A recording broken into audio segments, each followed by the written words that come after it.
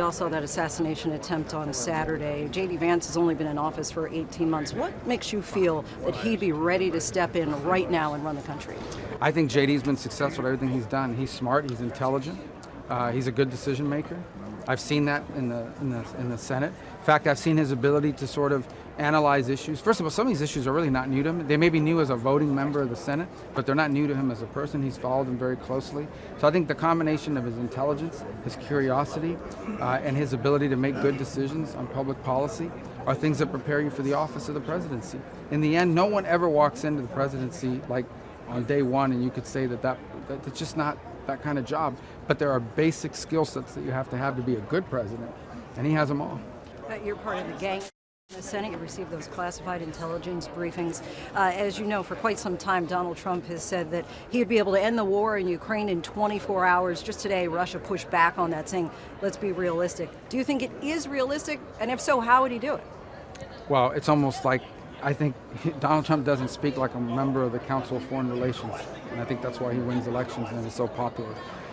He makes these things his point of emphasis, which is, I translate that as quickly. And I think, without divulging, because I'm not the designer of their foreign policy, but he feels very strongly, as I do, that there is a pathway for concluding this very deadly and destructive conflict. At the end of the day, that's what we're talking about here. If you have people, it is destroyed. It's going to take 2 generations to rebuild Ukraine. It will. The damage that's being done to that country is extraordinary. Is there a pathway to ending this conflict that preserves Ukrainian sovereignty and does not sort of reward Putin for what he's done? That's the pathway you want to get to. I don't think Biden has a plan. That's been my biggest problem with their administration.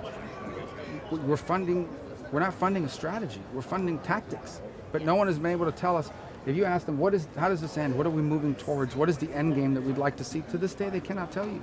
They will not tell you what the plan is for how to bring this to a conclusion in a way that's positive, particularly for those of us who care about freedom in the world.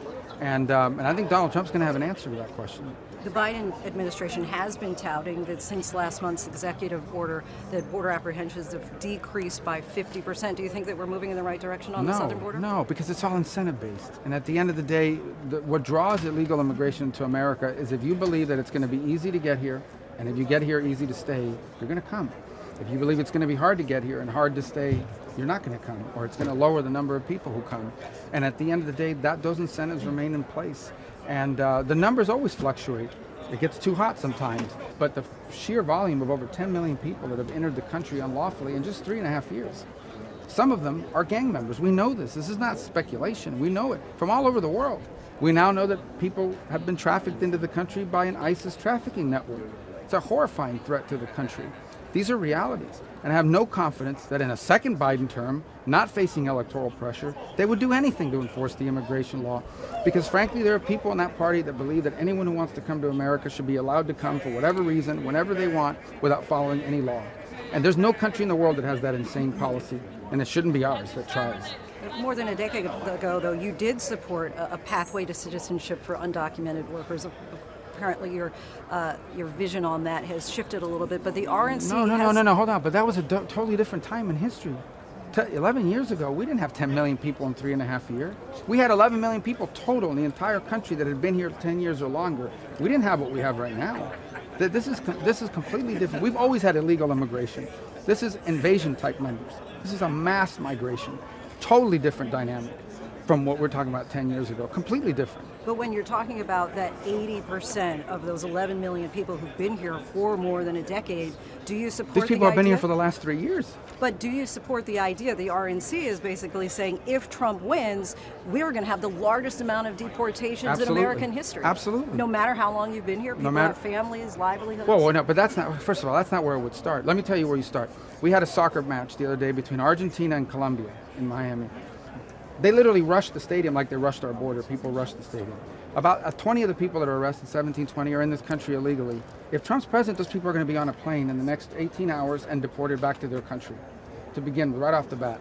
Of course, in the last 24 hours, there have been increasingly more Democrats who have called on President Biden to step aside. Do you think that Kamala Harris would be tougher at the top of the ticket to beat? No, because she's a legitimate left-winger. Joe Biden is like he's like a figurehead for a shadow government that has been pushing these policies. She's actually co-sponsored, voted, and openly supported all of these policies. And, I mean, every radical left-wing policy Kamala Harris has been a supporter of. The Green New Deal, the single-payer system.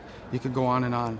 So, you know, I think people will view it as she would be the furthest left candidate we've ever had as a major party nominee in the history of our country. So it'll be a different race, no doubt about it. The dynamics, you'd have to adjust. But she has to be their nominee. But what they're doing is very undemocratic. I mean, they say they're the defenders of democracy, and then like 10 elite members of the party apparatus are able to step in and remove the guy that the voters selected. The question I would ask Chuck Schumer and Barack Obama and Nancy Pelosi is, they all knew Joe Biden's mental condition. They all knew. And they covered it up in a conspiracy of lies with media until they couldn't hide it anymore because there was a debate that revealed it. And so if they're going to remove him as a candidate, they got to remove him as president. Because if he doesn't have the mental acuity to be a candidate, he does not have the mental acuity to run our country. Senator Marco Rubio, we thank you so much for your Thank time. you. Appreciate it. Thank you.